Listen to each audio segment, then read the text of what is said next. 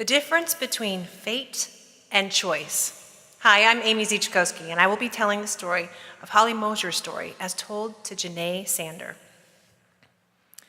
What is the Medicaid card doing up on the screen? In that moment, I realized we came from different worlds. And it was a moment for a great lesson, but not just for my students.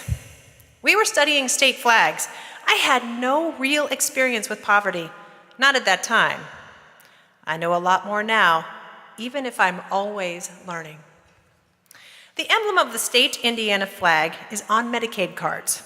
The state flag lesson became much more than learning about states. I learned that these kids did not know anyone in their neighborhood or home life who did not have a Medicaid card. My kids could not comprehend how I did not know what the card looks like or how someone could go to a doctor's visit without having one.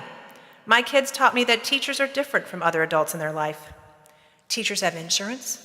Teachers are clean. Teachers have money. Teachers have all this because they are lucky. It's so ironic that my kids view teachers this way because from my perspective, this is beyond a doubt some of the hardest work for the least pay. We have such different perspectives, me and my kids. That's one of my main jobs, bridging the gap. My job is all about bridging the gap, and it's not just a job. It's who I am. I am a special education teacher, a mediator, a counselor, a nurse, a mother, a boss, a social worker, and an advocate. And that's just at work. I have a family at home too.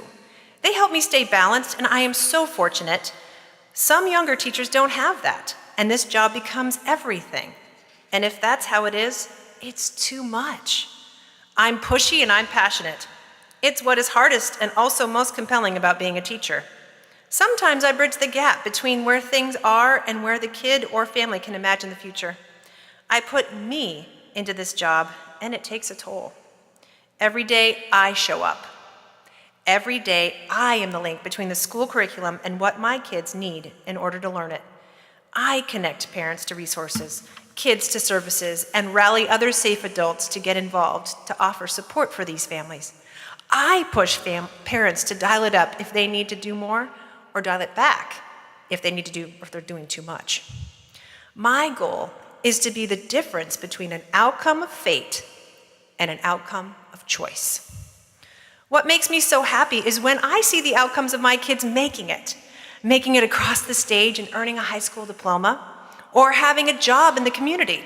I love it when they see me and show me their successes just by working a job somewhere. That means they're making it.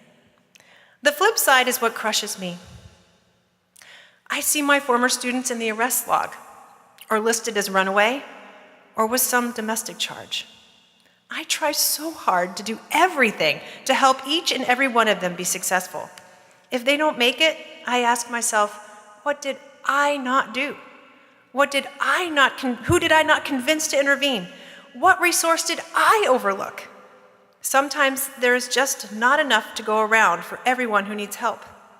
I don't want my kids to fail because I didn't advocate enough. Maybe they need a lot, but I don't want any of my kids to have a bad outcome just because I wasn't pushing hard enough to help them or get them more help.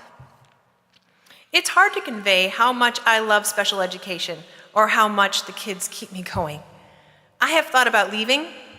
I even wrote a resignation letter. Then I cried. I know for some kids, I'm possibly the person making a difference for them. Who would do that if I don't? Who would help Mikey with his mom? Who would call probation and advocate for services? Or who would call DCS again and make sure this girl is not avoiding baths to keep her mother's boyfriend's hands off of her? I know these kids. They are my kids. Every year I think, maybe when I send this group off, I'll be done. But then I know someone's little brother will be coming in 2 years. I want to be there for him. Or I know a whole group of kids in the same grade as my own child will be showing up. I just can't leave them with someone I don't know. Who will do what I do for them? These are all my kids.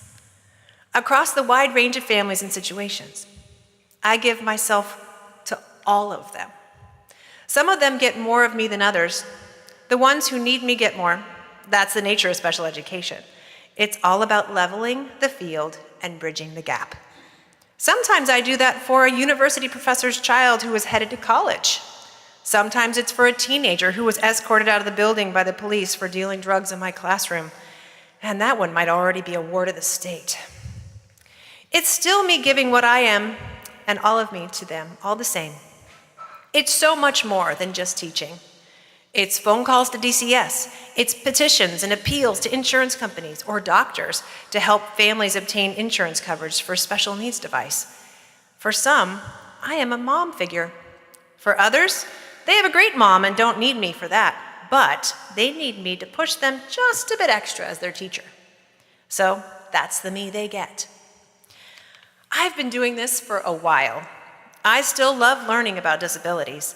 It thrills me to find a new way to interact, or a new strategy for learning, or a new perspective that can help my kids. So when I think about my kids, I feel excitement, caring, and love. I want these kids to make it more than anything.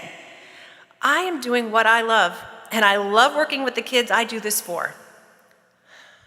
When I look around the state or legislative decisions, or think about what public seems to think about public education, I feel defeat.